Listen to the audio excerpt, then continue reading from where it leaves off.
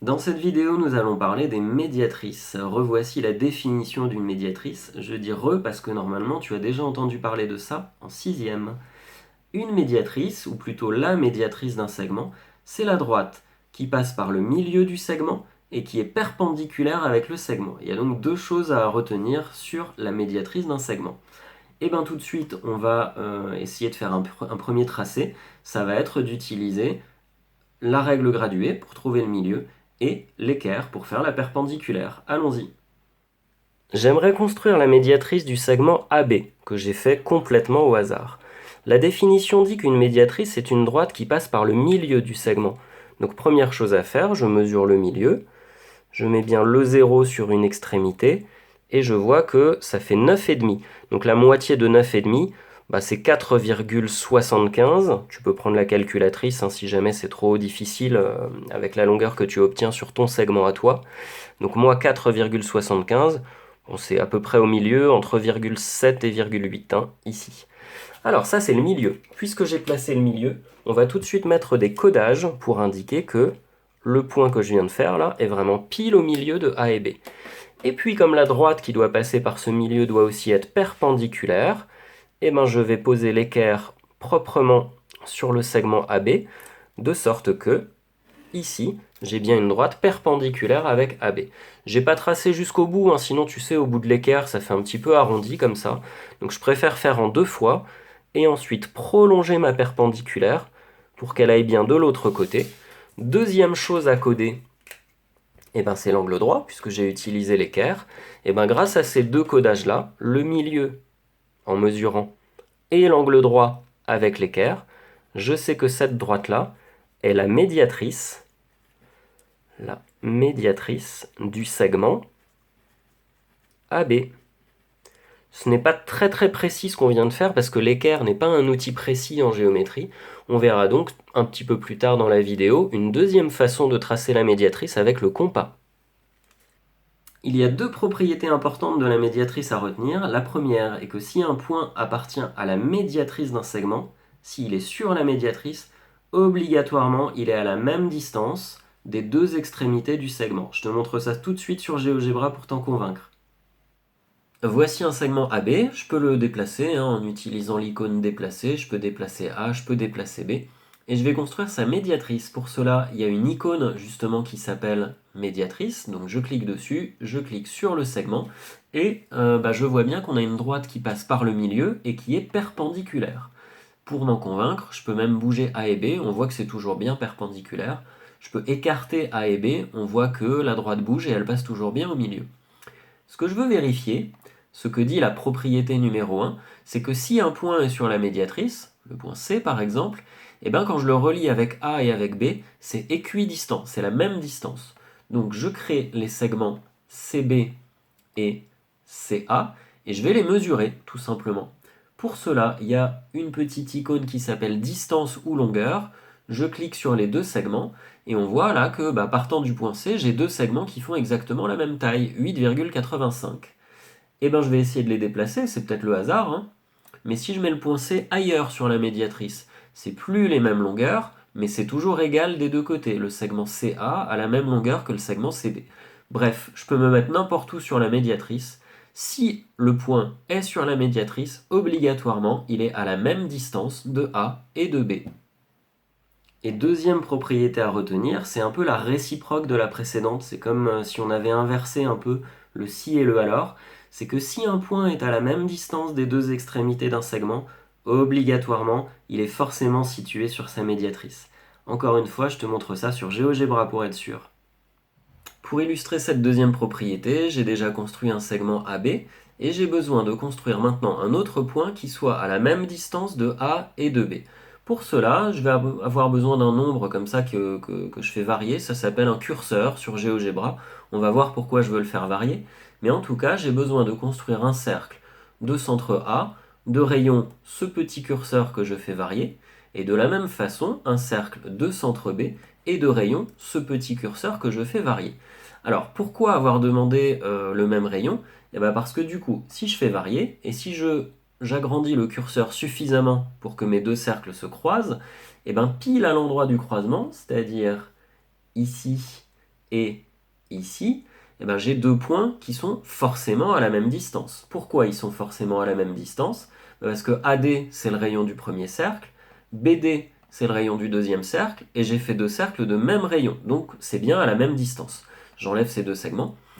Et pareil pour le point C hein, qui se trouve de l'autre côté, il est également à la même distance de A et B. Je vais tout simplement maintenant activer la trace de C et de D, et puis je vais faire varier la taille des rayons. Et bien, regarde bien, tous les points là qui sont à la même distance de A et de B, que j'arrive à faire varier grâce au curseur, on dirait bien que leur position, elle décrit très exactement la médiatrice. On va le vérifier en traçant la médiatrice de AB, et effectivement, on voit que ça passe très exactement là où il y a toutes les traces de tous les points. Ça signifie quoi? Ça signifie que quand je prends un point qui est à la même distance de A et de B, et bien forcément, il est pile sur la médiatrice. C'est exactement ce que dit la deuxième propriété. Et grâce à ces propriétés d'équidistance, on va pouvoir déduire une deuxième façon de tracer la médiatrice, cette fois-ci en utilisant le compas. Pour construire la médiatrice de ce segment AB avec le compas, nous n'avons pas besoin du tout de mesurer, de trouver la position du milieu. En fait, il va suffire de planter comme ça aux deux extrémités, je commence par l'extrémité B, et d'ouvrir de plus que la moitié du segment. Tu verras pourquoi. Alors plus que la moitié, là c'est à peu près la moitié, là c'est plus que la moitié. Que ce soit comme ça, ou comme ça, ou comme ça, peu importe. Donc c'est pas la peine d'ouvrir trop grand pour pas que ça prenne trop de place sur le cahier. Et ensuite, on va faire des arcs de cercle. Donc je fais un arc de cercle d'un côté et un arc de cercle de l'autre côté. Et là maintenant, ça va être très important, il ne faut pas changer l'ouverture du compas. Le plus que la moitié là qu'on a choisi au départ, on va garder le même pour aller planter maintenant de l'autre côté, du côté du A. Et même chose, on refait deux arcs de cercle, un en bas, un en haut, enfin un de chaque côté en tout cas, et on obtient deux intersections. Une intersection ici, une intersection ici. Je vais les appeler, allez, je sais pas, M et N. Et bien la médiatrice, c'est tout simplement la droite qui va passer par M et N. Voilà. Cette droite ici, on peut dire que c'est la médiatrice du segment AB. Et ici, même si nous n'avons pas du tout utilisé la règle graduée, on peut dire que cette longueur-là est la même que cette longueur-là, la médiatrice passe forcément au milieu, et on peut dire qu'il y a un angle droit, même si on n'a pas utilisé l'équerre, parce que la médiatrice est forcément perpendiculaire au segment. Donc voilà un moyen beaucoup plus précis, je dirais, et moi je trouve aussi plus simple de tracer la médiatrice d'un segment, plutôt que de mesurer. Et maintenant, pour en revenir plus particulièrement au triangle, qui est ce qui nous concerne plus particulièrement dans ce chapitre, nous allons voir ce qui se passe quand on trace les trois médiatrices dans un triangle. Il y a trois côtés dans un triangle, donc on peut faire trois médiatrices. Observons ce qui se passe. Voici un triangle réalisé complètement au hasard, et je vais tracer ces trois médiatrices. Je commence par la médiatrice du segment ST, donc je plante sur S, je fais un arc de cercle, alors un peu plus grand quand même, un arc de cercle au-dessus et en dessous, et je fais pareil au niveau du point S, un arc de cercle au-dessus et en dessous, de sorte que ça se croise. Là où mes arcs de cercle se croisent, ici et ici, j'ai bien la médiatrice de ST, que je construis immédiatement. Là voilà, je vais la coder pour bien montrer qu'il s'agit de la médiatrice, angle droit et milieu. Je recommence avec la médiatrice de en bas, là, du segment RT. J'ouvre de plus que la moitié, hop, comme ça à peu près. Un croisement en haut, un croisement en bas, avec la même chose au niveau du point R. Un croisement en haut, un croisement en bas.